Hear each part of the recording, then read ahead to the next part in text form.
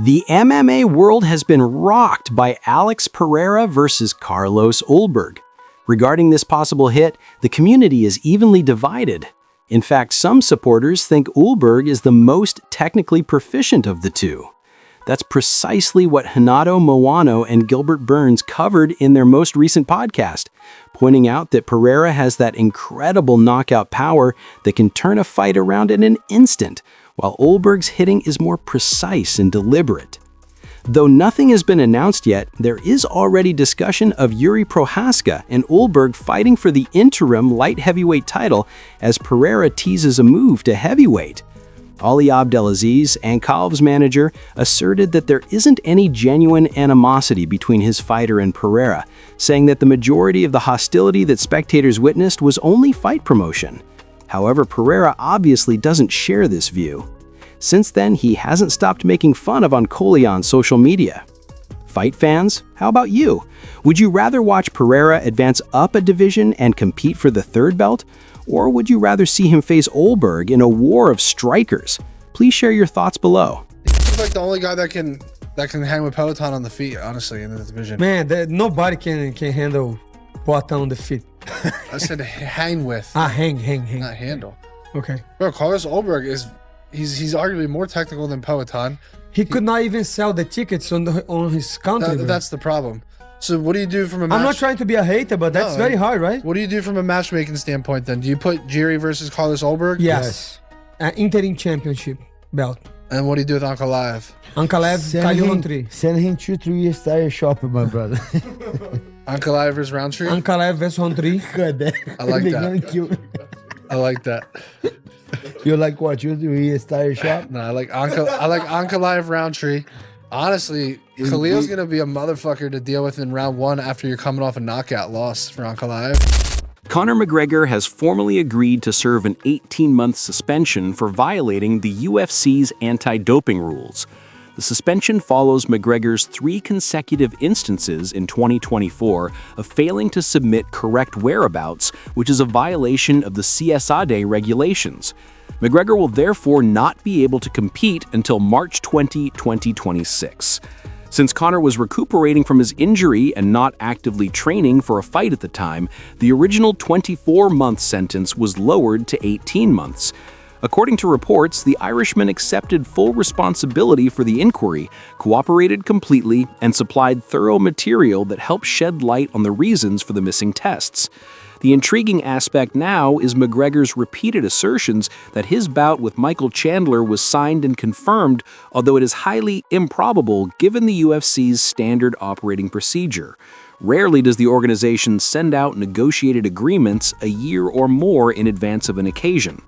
Conor might theoretically still compete for the White House card, which is scheduled for July 2026. Chael Sonnen recently offered his thoughts on the matter, explaining the true meaning of the suspension and its justifications. So, just so you understand what a whereabouts violation is, you have to, 24 hours a day, 7 days a week, 365 days a year, there's no exceptions, when you're in the pool, you have to let them know where you will be. And that can be a colossally difficult thing to do for anybody, but particularly Conor McGregor. My phone just... Right, it might sound really easy. You're going to be at home or you're going to be at work. If you're not at home or work, you're somewhere in between. And if they call you, you can get to home or you can get to work pretty quick. That would be normal. That would be a normal life. Conor has a very abnormal life. 24 hours a day, 7 days a week, 365 days a year. This is the rule when you're part of a pool so that they can find you. Let me read this to you. Okay, we're doing this together. The suspension and the expiration date when McGregor is eligible to compete again won't interfere with his planned return to action, which he has repeatedly stated comes for the UFC White House card, which is scheduled on June 14th. Ilia Topuria recently declared that he would be facing Paddy Pimblett in his next bout, and even disclosed the specifics of a discussion he had with Dana White over the matter. You guys really want these Topuria updates, not the ones about him and his wife calling it quits. Man, who gives a damn?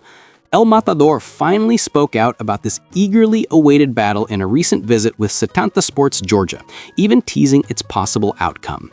He didn't hold back in a lengthy interview explaining why he detests Pimblett so much and stating unequivocally that this resentment will not be forgotten.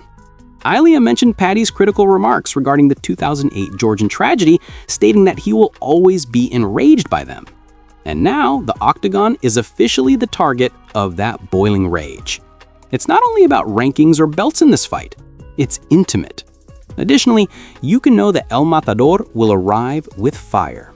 The world was rocked by the Georgian's massive knockout victory over Charles Oliveira, and he swears to treat Paddy the same way this time, albeit even more viciously. Okay, let's get started. კი, შეიძლება ჩემი მომავალი ბრძოლაც იყოს. ძალიან რეალურია. უბრალოდ რო არ ვიცი როდის მოხდება. აუცილებლად ვიხილავთ მაგ ბრძოლას. აი სად გირჩევნიათ პედი პიმბლეტის ცემა თბილისში თუ ლივერპულში? სადაც ღმერთი გადაწყვეტს, მან ვიქნებით და მან შევებრძოლოთ პედი პიმბლეტს. საერთოდ ზოგადად ყოველთვის ისე მომიწია ხოლმე ბრძოლები, რომ ყველა თავის სახში ვეჩხუბები ხოლმე. არ მიჩხუბი არავის, არც საქართველოში, არც ესპანეთში. ამდენი წელი. ასე რომ მე უკვე შეჩეული ვარ და ის ექსტრა мотиваცია თუ მქონდა რომ ან თბილისში ვიჩხუბო ბადის წინააღმდეგ ან ესპანეთში დიდი სიამოვნებით მაგიტო ვიძახე ხოლმე ყოველთვის მე თუ ვინმეს გაუკეთებია მეც გავაკეთებ და თუ არავის არ გაუკეთებია ვიქნები პირველი ვინც გააკეთებს. Merab Dvalishvili called out Peter Yan for a bout in December, and 2 months after his decisive victory over Corey Sandhagen, Yan accepted the champion's offer to return. In their first fight, where Merab completely dominated him for 5 rounds, Peter says he was barely at 50%. He is now searching for atonement. With an already incredible resume, the champion is determined to extend his title defenses to 4, surpassing all-time great bantamweights like Dominic Cruz and Aljamain Sterling and solidifying his place among the top UFC champions. He is beginning to practically lap the division after defeating an incredible number of elite fighters, proving why he is perhaps one of the most tenacious champions in UFC history.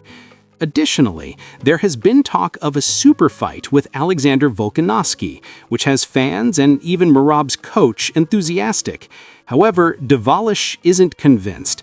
Vol is simply too good, in his own words. In his own weight class, the machine wants to keep winning titles. In addition, his good friend Aljamain Sterling is vying for the featherweight class title.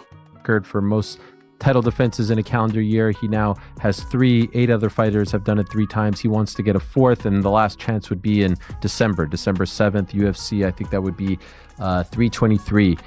Yeah, I think it's possible if he doesn't have any injuries and he's one being pushing for it. And if it's line up with UFC plans, it's possible. I believe it's possible. So that event, UFC 323, is December 6th, so exactly 2 months from yesterday. Would that be in line with what you're hoping for as well? Would you be okay to fight in 2 months? Yes, of course. I've been waiting for this chance, and I'm ready to fight in December. And I believe it's going to be a great fight that have a history. Last time I was compromised. I was only on 50%. So this time it will be something different, it will be a great and exciting fight. I appreciate you watching. For daily MMA news, remember to subscribe and leave a like.